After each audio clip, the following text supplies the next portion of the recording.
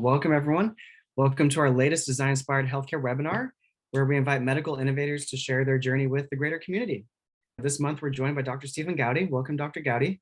He's the Vice Chairman of Research at Emory Otolaryngology. Very hard word to say.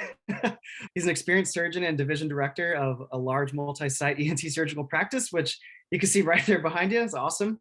He's also the founder of Dr. Knows Best, where he created the NozeBot, the infant nasal suction device, which has impacted, I think, parents almost as much as children with the unique marketing approach that he has going on. He's also recently the founder of Iridivis as well, which is a company focused on bringing regenerative strategies to oral wound healing. So he's a medical innovator. He's somebody that Ty and I like to say is a unicorn in the field. We're very happy to have you here today, Dr. Goudy. Glad to be here. Thank you. Just kicking things off, I think we're very interested to know the origin story behind Dr. Knows Best. You're a practicing physician for over a decade by that point, and you're getting your MBA, I think, actually after you started Dr. Knows Best. It's very interesting. Did the chicken come before the egg? You always wanted to be in the business, or how did this all happen for you? I think, as all of us human beings on this planet, we encounter friction points in our lives. And as a medical provider, one of the things as a parent, as well as a pediatric ENT or otolaryngologist, is that we deal with a lot of nasal congestion, boogers, and so on. And my wife likes to take credit for developing the NozeBot, which is our first device, Dr. Knows Best, to address nasal congestion in babies. So it's really problem solution, and then understanding you don't have the background to actually solve that problem, if that makes sense. Absolutely. And so did you decide to undergo your MBA because you wanted to navigate the field of business better, or just because you love learning and just your thing as a physician already? Yeah, that's a great question. I undertook it just because I think a lot of us are continual life learners. It depends on what you're interested and willing to do. Being in a healthcare setting, we're constantly surrounded by people creating Excel and PowerPoint and pivot tables and all this other stuff, and not knowing what people are talking about is a little bit frustrating. So I think that's a reason why I got the MBA. But the other one is just to be able to understand how to take some problem and a potential solution and then understand the route to commercialization. I think that Ty and I have spent a great deal of time talking about how do we help medical practitioners, not just physicians, but nurses, MAs, respiratory therapists, and say, how do they understand the language of entrepreneurship? How do they identify, is this a problem we're solving, particularly in healthcare? If you're running into a friction point, that's not only burning out the person that's experiencing the friction, but it's probably also impacting negatively that patient and that patient experience. So it's probably a lot more than you're asking about, but it really is to understand the language in which you can change things and accomplish new things, because if you can't monetize it, it's probably not going to exist. And in healthcare, we don't really think about the money side of things very often. So I think understanding that language and the ways in which we can address these things is important. Yeah, I'll just add, I mean, as an MBA graduate myself, it seemed like a lot of it was learning the language of finance, learning the language of all these different disciplines, so that when that conversation is happening, you can also jump in and speak that language as well. I think one of the challenges with the MBA education is that sometimes it's helpful from an entrepreneurship standpoint, but I think a lot of it is also oriented towards larger organizations and understanding how those work in strategy formulation in a large company context as well. So I'm curious, with the tracks that you took in the MBA program, were you more focused on the entrepreneurship side, or did you see more of the big company finance and strategy as well?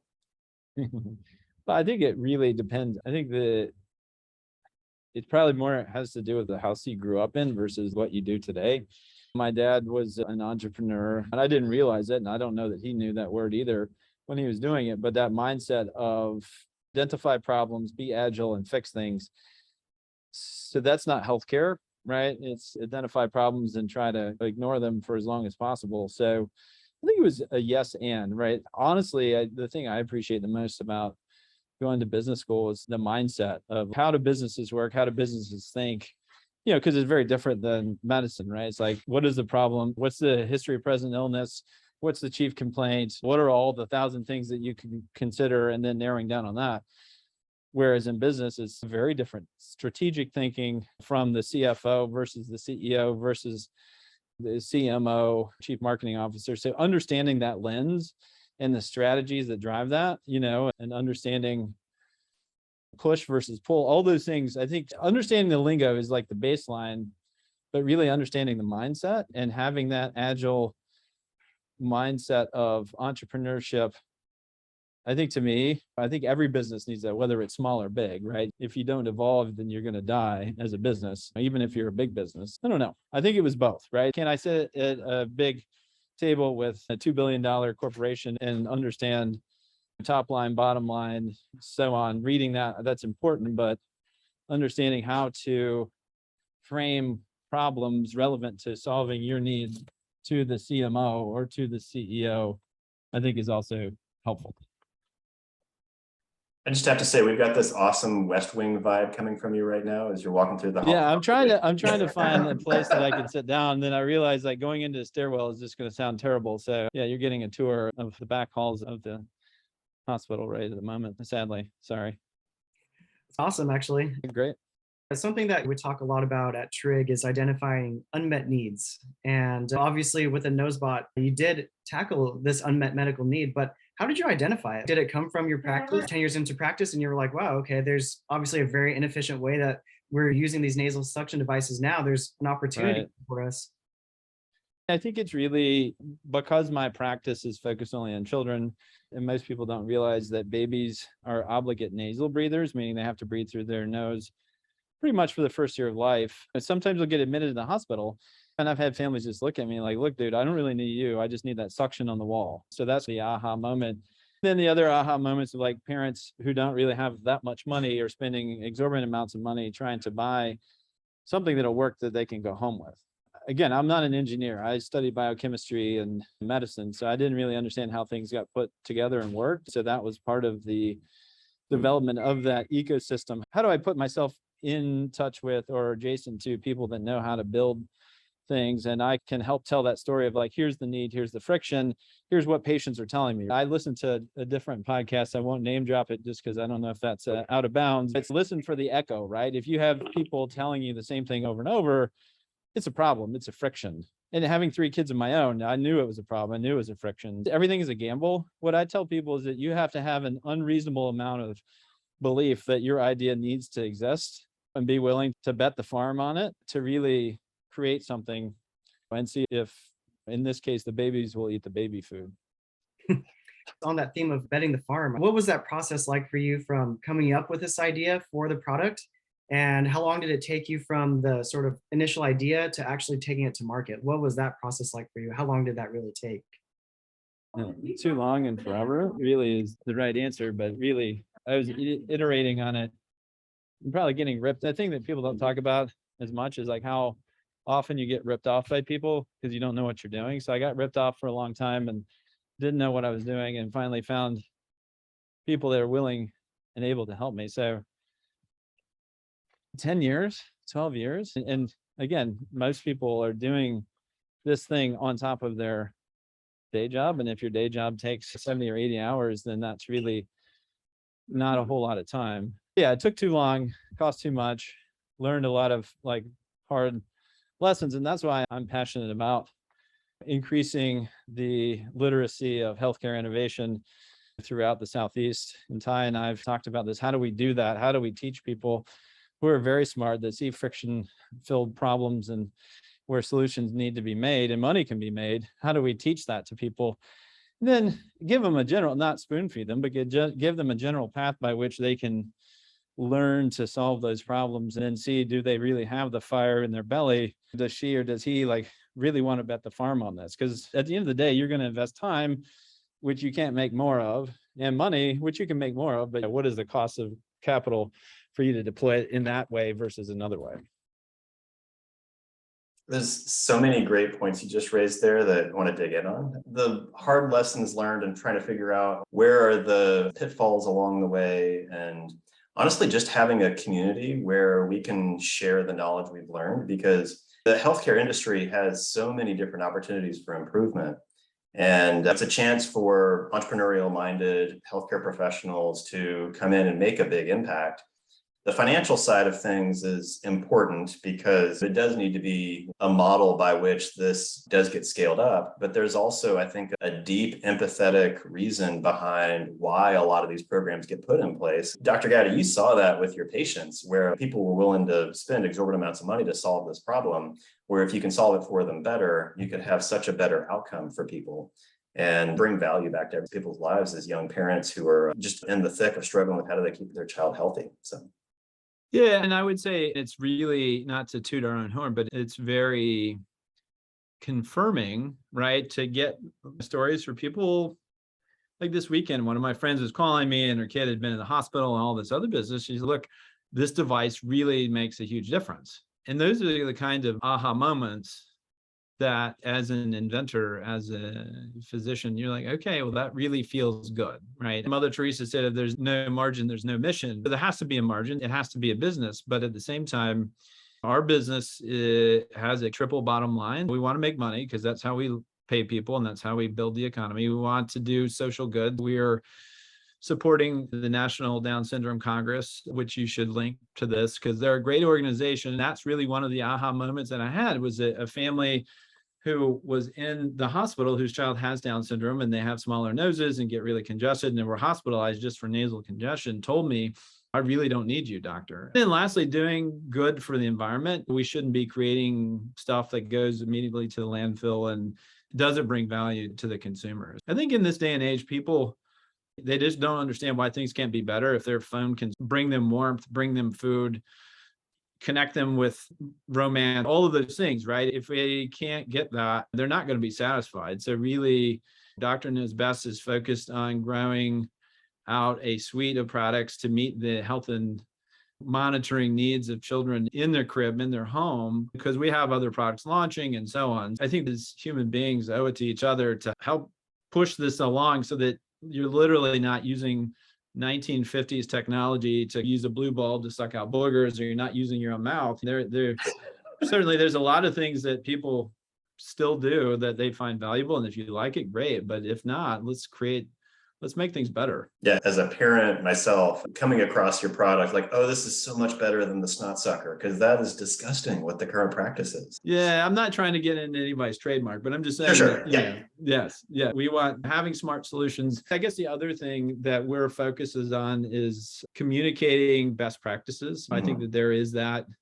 part of telling people how, from a pediatric ENT standpoint, like how I manage colds and how you manage crew, just providing information to the people that want it, and then to some fraction of them telling differentiated product solutions that meet their unmet needs, that they may not even know that there could be a better way to do it. So I have a follow-up question. So you're now a successful entrepreneur and physician. Do you feel like that's become, within Emory University, become a catalyzing role model for some of your peers in the healthcare profession? I would say that, yeah, certainly at Emory, we're trying to build out the ecosystem. As you and I have discussed, we're trying to create a certificate program for entrepreneurship and innovation just to increase the health literacy of change and how you do that. But really, I'm from Kentucky, right? I'm not from Georgia. So I'm more interested in the Southeast, ultimately the world, because we get inbound messages all the time from Malaysia and India and Australia, UK. Hey, where can we get this thing that you're making? Because I'm not solving a problem for kids of Georgia or kids of the US or kids of the Southeast, but it's really solving problems for children. I struggled a lot, and probably some of it out of my stubbornness and ignorance. And certainly if we can easily create an environment that de-risks another two ideas that help people, right, then that's a win. So whether I'm an example of what to do or what not to do, that remains to be seen, but it's fun, right? There were moments like earlier this year, we literally ran out of money. And it wasn't going to be a success story. It was a sad story. I don't know how many people on this podcast talk about that, but there's a valley of death. And when you're in it, it's very lonely. It's very hot in the day. It's very cold at night. And then you feel like you're going to die, right? The smartest thing I did was hire a CEO who is fantastic. She knows what she's doing. And I got out of the way. For Dr. Knows Best, it has been a great thing. Yeah, one of my favorite quotes is, there's only two emotions in startup world, which is euphoria and terror. You're kind of swinging back and forth between those two. Yeah. But it sounds like you were able to find a path through the valley of death there to get to a better and more sustainable structure. But what I'd like to point out to you and your listeners is that I've worked very hard, but I'm also very well paid, right? So I've been able to lever myself, lever my future, lever my kids, lever my kidneys. So democratizing access to capital, I think, is also a side part of my brain. I raised money based on friends and family, right? If my friends or family didn't have money, then what would have happened? I would have died, or maybe it wouldn't even have happened. So I think that there's some of that kind of social good, democratization of capital and democratization of ideas to reduce friction that somebody that's not in the same circumstances as me, because they were born to a different family, different country. I don't know how to fix that, but I don't think microlending is going to fix that. I would say that I am here today and people are able to buy really good booger suckers just based on the family I was born in and the luck that I've had, right? But yes, the valley of death is terrifying.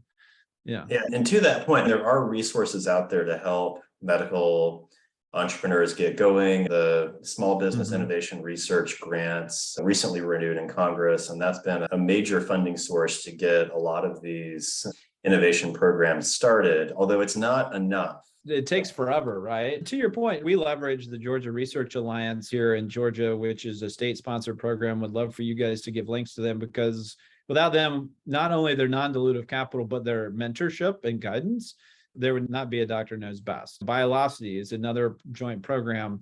So if you look around, you can find it. But my goal is to connect the pieces and the dots for people that are not as stubborn as I am. But yeah, there are things out there. There's lots of ways to get even helping people understand what is non-dilutive capital, because I didn't know that at the time. Yeah, or the value of that compared to taking equity, or let's say you pull in a bunch of equity-based investment, and then what does that do for your long-term strategic outcome? It just like levers up the pot of gold at the end of the rainbow that needs to exist. Assembling that education and those resources so that one, we can learn from the mistakes of others, but then also try to make that path going forward. You brought up tenacity, and I guess you said stubbornness, but I heard tenacity. Well, there's another word for it too, but I don't know if we're allowed to curse on this podcast. Yeah. I think getting through the gauntlet of some of these bureaucratic systems, that seems like it's as much of a hallmark of, if you can make it through this first gauntlet, then okay, you're probably going to make it through the subsequent ones. There's a filtering effect for just how much pain are you willing to put up with on the entrepreneurship journey. I think that's it. But I think also one of the things about healthcare, it's so different than medicine, is when we lose, we're devastated. Lose a patient, make the wrong decision, give the wrong drug. That's devastating, right? To get into medicine, whether you're a nurse or nurse practitioner, whatever, you're not used to things going south. But in business, it didn't work. I'm going to pivot, right? Pivoting in medicine, you do that, but it's not the same. Oh, this will be just as fine. Or, oh, if this doesn't work, I'm going to go do something else. That's not how we think and how we work. It's really changing that part of your brain and then understanding that that's normal in business. For us, though, it's not normal. Like, I get stuck on an idea. I know what the best thing is. There's evidence to support it, and we're going to do this. And if it doesn't work, I'm going to be devastated, and I'm going to mull around and think about it. And then we're going to have 10 meetings. Why didn't this work? Why did you do this? So on and so forth. Where in business, you're like, okay, that didn't work. Let's do this. So yeah, from a design thinking standpoint, you're planning for things to not work, and you're trying to spend as little money as you can to learn that lesson so you can pivot to the next thing. I know this will be shocking to you, but we're not taught design thinking in medical school. It's a totally different mindset. Which, coming from a design standpoint, where your whole frame of reference is, of course, everybody knows good design. I think there's enormous opportunity to have crossover in that training to teach design thinking and ways of reducing risk when you're in a certain domain. Now, of course, design thinking makes no sense whatsoever if you're in a domain where you're following best practice and you don't want your surgeon prototyping and iterating on you during a procedure. No, absolutely. That's out of bounds. But when you're just trying to discover the new and the novel, that's where I think that opportunity and that training can come into play. Yeah, agreed. Yeah, and it's hard to nuance that. I don't know the data, but there may be more innovation as people get further out in their career, right? Because at the beginning, you're just trying to keep it all together and figure out what to do. Then once you get into your area of focus, then you start looking for the patterns of things that don't work or frictions or things that need to be there, or you're more confident in your ability to not just memorize, but to think about, okay, here are the gaps, or this works 80% of the time, but what are we going to do about the other 20%? Some of the workshops I teach about the difference between fluid intelligence and crystallized intelligence. Fluid intelligence is your ability to encounter something for the first time and problem solve your way through, whereas crystallized intelligence is the accumulation of knowledge that you have over time and experience to then draw upon your past experience to then come up with a successful solution. What's interesting is you hit peak fluid intelligence at age 25. Interesting. Then you hit peak crystallized intelligence in your 60s. There's a crossover in your 40s or so where your fluid intelligence drops and your crystallized intelligence comes up. I think within medicine is interesting because there's so much crystallized knowledge that's needed in order to even start to be effective. And people that are in their peak fluid intelligence usually are just starting their education. So in that space, it's almost like you need to draw from the younger generation who just doesn't know any better, but have deep mentorship to keep them from going off and creating havoc. So I think it really does take a team and a community in order to drive innovation because you need the best of both forms of intelligence. Medicine is evolving. It used to be a very top-down hierarchical thing where there's a lot of fear, particularly in surgical fields, and lots of minions going and executing and not really talking, and that being part of the landscape or the communication. But now people are starting to realize that culture needs to change. Maybe some of these understandings of the different ways that people can see the gaps or the blind spots and celebrate that versus intimidate, I think is separates the good leaders from the great leaders. How are you seeing that culture start to change? Evidence of that? Is that just broad-based across all of the different institutions? Because I think the culture of healthcare definitely seems to have gone through some significant macro trend changes. Maybe this is more of a broad brush, and take this question however you like, but culture trends towards change and transformation, and whether or not there's some muscle memory that's there from some of the significant changes that have happened over the past 15 years. Is like what's happened in the last 2 years, right? So the pandemic forced everybody to rethink how they did everything. Obviously, it created a lot of anxiety. Burnout has been a huge driver, I think, for a couple of things, right? Big organizations just don't like to change, and you can't get things done quickly, paired with a millennial generation who like change and don't necessarily just tolerate a bunch of tomfoolery. They're just like, I don't care. I'll go work for somebody else. I don't need you. Honestly, for me personally, I think business school was huge in helping me think through this, using tools like the Berkman, other personality assessments, and understanding how teams work and who on your team plays what role and why you shouldn't ask everybody to do the same thing because they have different skill sets and different interests has helped me as an individual and as a leader, and why our personal group of physicians, we're bonded well together. We're still all burned out about the friction of EMR and lack of support issues, supply chain, you name it, and all that. Maybe it is the business thinking, or it's just the burnout forcing people to change and reevaluate the 5 whys of why are you burned out. If you have a leader that's not responsive, then you're going to figure that out pretty quickly because people will leave, right? Because they just don't care anymore. They'll just say, this is terrible, I'm leaving. Most people quit because of the boss, not because of the organization. So the Great Resignation followed by quiet quitting and burnout are all kind of bringing to bear the need for better leadership and better empowerment of people from the very top to the very bottom. Mm-hmm. Yeah, reminded of the expression the fish rots at the head. But there's opportunities for innovation, like in a forest where it's densely packed and you've got all these big old trees. Then where one tree falls down and allows sunlight to come in, and that allows a lot more new growth to flourish as you have these times of transformation, which is where some of those big opportunities for innovation and growth come in, is you just have those big cycle changes. One of the things, getting back towards the innovation and entrepreneurship thing, is what I've been really unknowingly fortunate to be a part of is the ATDC, which is our accelerator program here in Atlanta. But you described the little pockets of development where the sunlight comes in and you can grow to a certain size, and then maybe another tree falls, and then you get a little higher. So I think incubation, as far as I can tell, has these little pockets of acceleration that you may have. You may just go to Y Combinator and then go to the moon, or you may not get into Y Combinator, then you go to Techstars, and then you go to this, and then you that. There's a bunch of these inflection points and handoffs, and everybody's taking points in your cap table. Again, getting back to persistence or stubbornness, I called Jane McCracken. I called her once a week for like several months. Hey, I want to get in. Hey, I want to get in. Hey, I want to get in. And now that we finally got in, because they were like, I'm tired of these phone calls, they have a soup to nuts, beginning to end kind of pathway for companies to scale, right? And to de-risk. You get mentors, and the farther you get along, the more mentors you get, the more support you get, so on and so forth. Looking for those unique gems in your own environment, whether if you live close to Y Combinator and they'll let you in, that's amazing. If you live in Tulsa, Oklahoma, I know somebody that runs their innovation because she used to be here in Atlanta. There are pockets of development, and they all want to help you to a certain degree. Very few of them are actually going to give you the soup to nuts of things that you need. There are lots of resources now. Stanford has tons of YouTube videos. You can read the Lean Startup. There's a lot of ways you can piece it together, but I think the mentorship, both in a big organization as well as in a startup, is the most important thing for your success. Would you say that there is one piece of mentorship that has really stuck with you throughout your journey? It's been a long journey of entrepreneurship, but is there one thing that really changed it for you?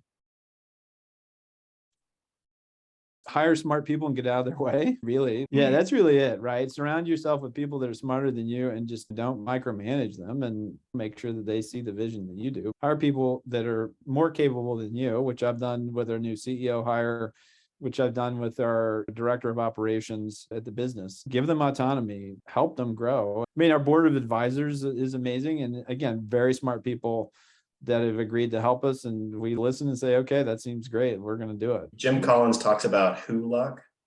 The people you're able to surround yourself is a certain amount of luck and the outcomes you have. It seems like you've been blessed with that, with some amazing people you've been able to surround yourself with and the ecosystem that you find yourself in. Yeah.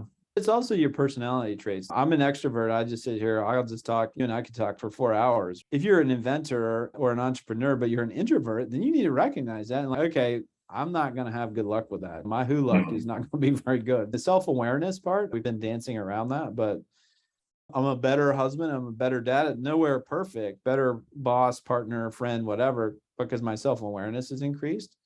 People aren't going to help you be more self-aware unless you give them permission and you create that psychological safety in that environment and the desire that you want to know and get better. I think probably the most important thing, in addition to hiring smart people, is just being self-aware. That was an enormous amount of self-awareness to step down as CEO and fire yourself and replace with somebody who you felt could do the job better than you. Not every entrepreneur is capable of doing that. I agree. Was that my plan? No. But did it become obvious? Yes. Number one, people said, we're not going to invest in you anymore unless you get a full-time CEO.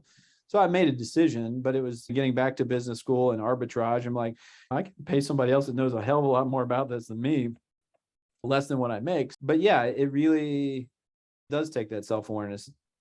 Again, that's where your mentors come in too. And say, hey, man, there's different types of CEOs. There's a CEO that gets it off the ground, which is you. There's a CEO that takes it from 1 million to 10 million. And then from 10 million to 100 is a different CEO. And understanding that's actually a thing. Like I never thought about it. Okay, it's a CEO. Everybody's the same, but it's not. So certainly want to open it up to questions because I know a couple of people that are in attendance here might want this question asked as they're thinking about it, which is, how did you go about finding that CEO in the first place? Was that something that the investors put forward for you, or did you happen to know this individual, or how did you go about finding that individual?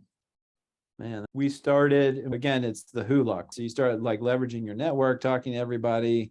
We had already talked about who our ideal CEO candidate would be. We had said this for a long time. Ideally, it's a woman, a mom, somebody that knows how to raise money, somebody that knows marketing. We've been saying that forever because we realized it would be helpful and it would reflect our consumers, right? At the end of the day, we met and got a lot of different introductions through different people that we had met, but she ended up knowing one of our mentors from the ATDC, our startup incubator. And for whatever reason, she decided to do it. Even after she met me and my partner, she still decided to do it. So that was super lucky. We had also looked at a bunch of search firms and engaged them, and that's confusing and very expensive. So I feel fortunate that we were able to find somebody that was local, has lots of experience, and has that shared passion, making things better for children.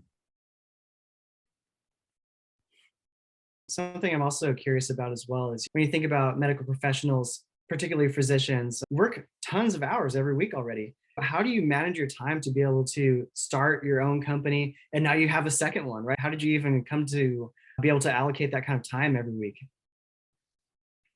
again, is like hiring really smart people, leveraging, focusing on things that align with what I do. Our consumers are people I see every day. I'm working in the business and working on the business at the same time. Some of it's skills, right? Some of it's like time boxing, other types of HBR, reading lots of HBR articles and understanding how people approach these types of things. As long as, for me, if what I'm doing clinically aligns with what I'm doing in the research lab, aligns with what I'm doing in the businesses, it's a lot of synergism. If I had started like a taco stand or something, that would be very different. And I would be using different parts of my brain. I wouldn't be thinking about the business of tacos while I was seeing patients in the clinic or what have you. Really just paying attention. By giving up running the business to somebody else, it frees me up to go do other things. It's really digging deep when I need to, and then giving it over to other people when I can. In the Dr. Knows Best business, we operate on the Entrepreneurial Operating System, or EOS. And so it's really about need to do, want to do, hard to do, easy. Figuring out the only things I can do and things I like to do, that's what I do. Things that either I don't like to do or they're hard to do and somebody else can do just as well, then delegating those to other people. That's awesome. You brought up EOS. Do you have an EOS implementer you're working with? So I use EOS in Dr. Knows Best. And then I also implemented it in my lab just on my own, just because it's expensive to implement. Not crazy, but it was more than I was willing to pay out of the lab. So I use it to run multiple facets of my life. For anybody who's not familiar with EOS and the book Traction, do you mind doing a quick summary of what that's about? It's a business framework that is created to be used in companies that are between like 2 million and 100 million in revenue. I had never really heard of it. Those numbers may be a little bit fuzzy, but one of the people that was looking at investing in us ultimately said, hey, if we invest in you, you have to use this framework. This is what all our businesses use. And in the same week, one of my other friends who lives in Kentucky was telling me their business runs on it. So I'm like, okay, if I'm getting it from all these people, I might as well just use it. And my business partner was super excited about it. But it's a weekly meeting. Everybody has quarterly goals. You're working on either weekly goals or quarterly goals. You hold everybody accountable. You're having the same meetings. It's time bound. So you don't have these meetings that go on forever. And it's about leading, managing, and accountability. It's not like, oh my God, this is something I didn't think of, but it's very structured. And the implementers are hugely helpful because they figure out, write down what all your values are. What does the accountability chart look like? What are your rocks? Which are your quarterly goals? Dude, it's just easy. It just fits in there. It feels good. And you don't have this dread to meetings anymore because you know what it's going to be. People are going to be held accountable. If there's problems, you can escalate it. If there's things that need to be communicated, they get communicated. The book is narrated by this guy, Gino Wickman, whose dad was an entrepreneur, and he tells a lot of he's a storyteller. So you have to indulge that part, but it's just easy. It's just easy and it's good and it works, I guess is what I would say.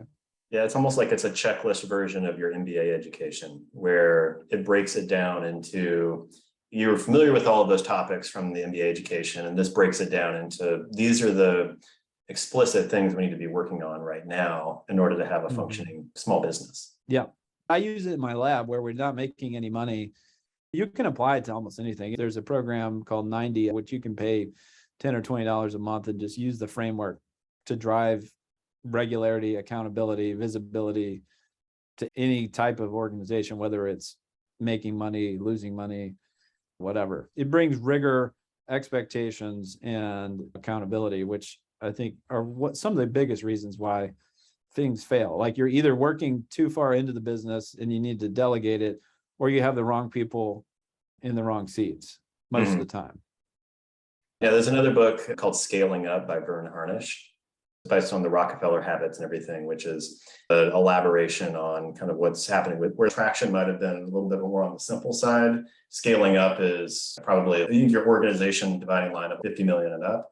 That's probably where scaling up really starts to come into play. We have a question from one of our attendees. Hey, Airly, glad you could join us. So your question was, I invented a reflexology device that naturally relieves menstrual pain without the use of meds. Switching to an e-com and supply distribution into the doctor's offices. All the doctors have come to me so far for my product to be in their offices, but I'd like to reach to be larger now.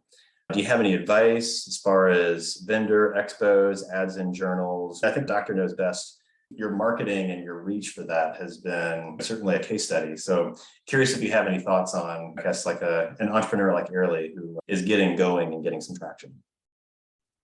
I think e-com is very different than using distributors and all that stuff. And I think it's a different business model. So I think it's probably a yes. And we did e-com and we're mostly Amazon and somewhat Shopify. There's lots of good podcasts to think about and read. There's one podcast called E-commerce Fuel, and they have lots of stuff to scale e-commerce, which is really more under your control and it doesn't cost as much. But I think doctors are really tough people to deal with just because we don't want to be bothered by things. We're not, in general, very good business people. And there's so much consolidation of medical practices. So you're not even dealing with individual physicians versus $200 million, $1 billion business. Like selling in their office is going to be a little bit of a challenge. So I would say distributors are great ways if they're in there selling other OBGYN products, finding medical sales people that are distributors would be a good model. If you're selling it to the hospital, then sell the patient, the value analysis process and B2B sales, that's just painful. It takes a long time and can be very capital intensive. So I would just think about that. If you do have traction in the market, direct to consumer, I think that's great. Making sure that you are FSA, HSA available. I mean, our device is because it's a medical product. De-risking it for the consumer, I think is good. Ultimately, if it doesn't require a prescription, CVS, some of these other channels, maybe. Channel strategy is very complicated. And for us personally, we're only in e-com right now because the amount of capital it takes to get into a distribution or a retail is very high and it can kill your business pretty quickly. So I would find somebody that is a consultant in that industry. Because if you're selling hardware, right, the term is hardware is hard. It takes a ton of money. Your supply chain is always screwed up. It's not easy. So, maybe boutiques, like if there's boutiques or individual practices, I think that's good. Trade shows, maybe. I think medical distributors is probably the way to go in that arena, just because they already have the relationships with the physicians. So the physicians aren't like, dude, I don't know who you are, or ma'am, I don't know who you are, get out of my office. They're bringing one thing and then they happen to bring your stuff along with them. Will be how I would get in their office. But if you're really just selling it to the consumer, you may be better off with influencers, right? If you go on TikTok and Instagram, there's 1,000 different physical therapists that focus on women's health and perineal issues and all this other stuff, like stuff I never know. I would just think about all of your different channel options. There's a different book called Traction that's about marketing. I don't know. Have you read that book? I would recommend reading that. And then that will tell you what channels you want to play in, because it's really a channel strategy question. So that's how I would think about it. Digging into the marketing behind Dr. Noze Best as well. I think it's a very fun marketing strategy just as a consumer. I was going through your videos. To me, it almost seems like episodes of Modern Family or something like that. And they're like funny, they're witty, and it gets the point across as well for why the product is so useful.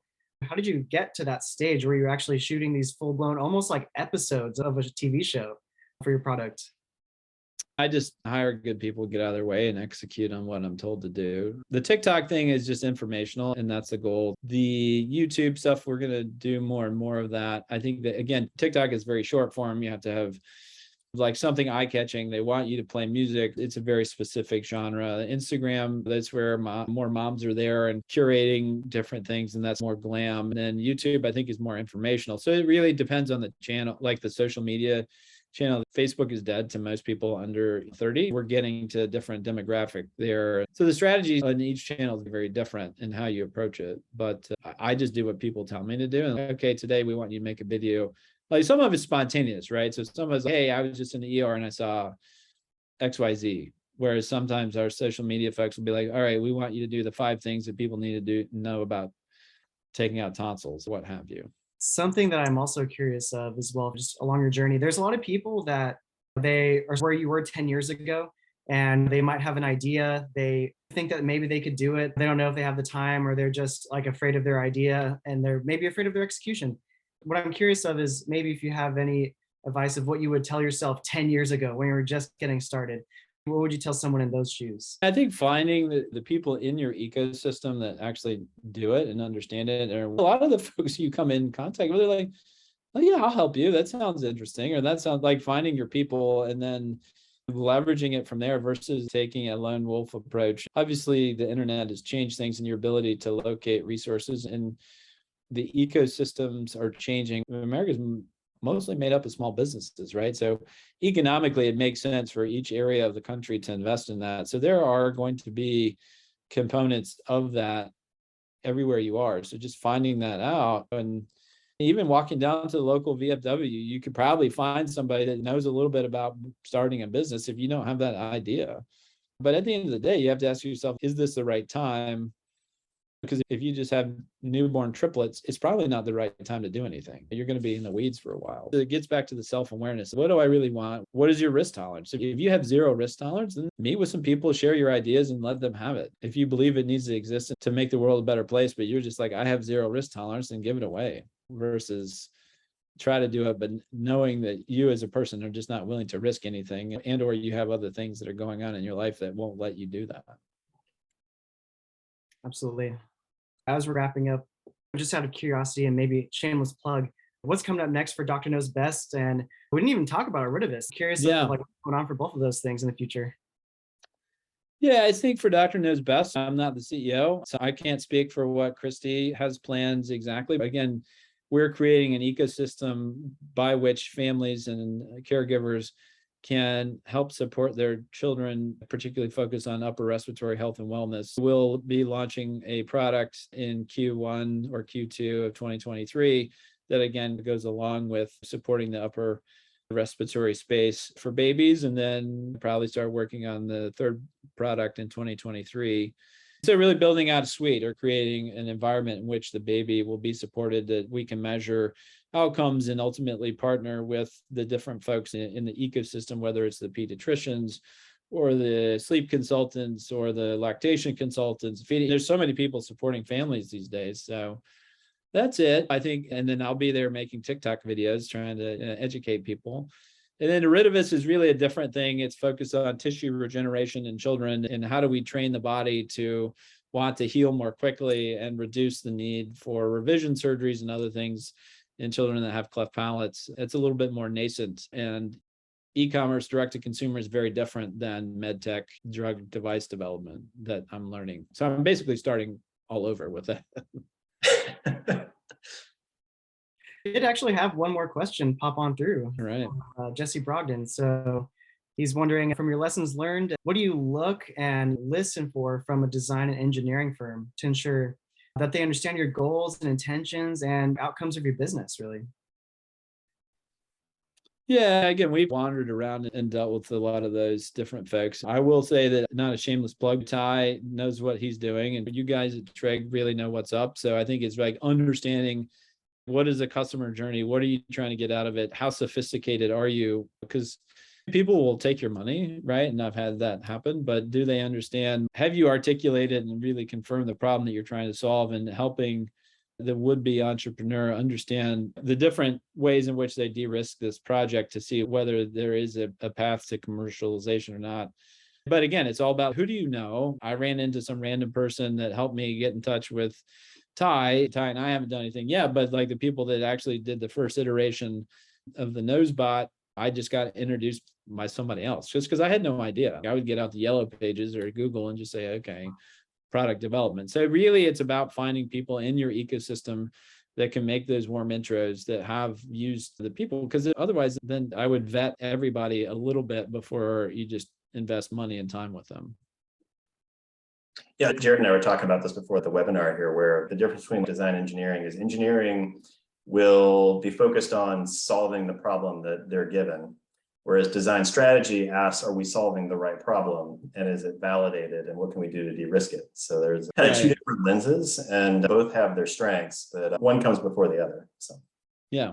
And really just building out an ecosystem of people that can help you. If you're a solo practitioner that lives in Billings, Montana, or whatever, it may be a little bit harder, but again, the internet is available to everybody, and you can find different ecosystems of inventors and so on that can help each other out.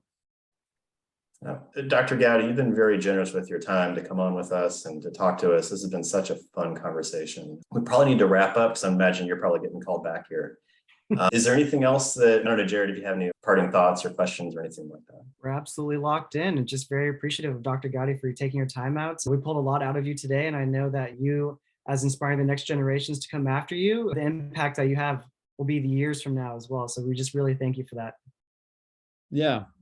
No, it's fun. I think you all are doing the right things. And definitely, I think the ecosystem of folks that are taking their time out to meet, I think anybody on this call will be more than happy to talk to anybody that happens along this podcast now or 10 years from now and say, hey, tell me how I can help you. What are the things that we can do to de-risk your next best idea? Because shoot, I'm going to get older soon. And I hope that there's newer products to take care of me when I'm old. So hopefully some of the people out there are developing products for the old people that we're going to turn out to be. I think the same thing quite a bit as well.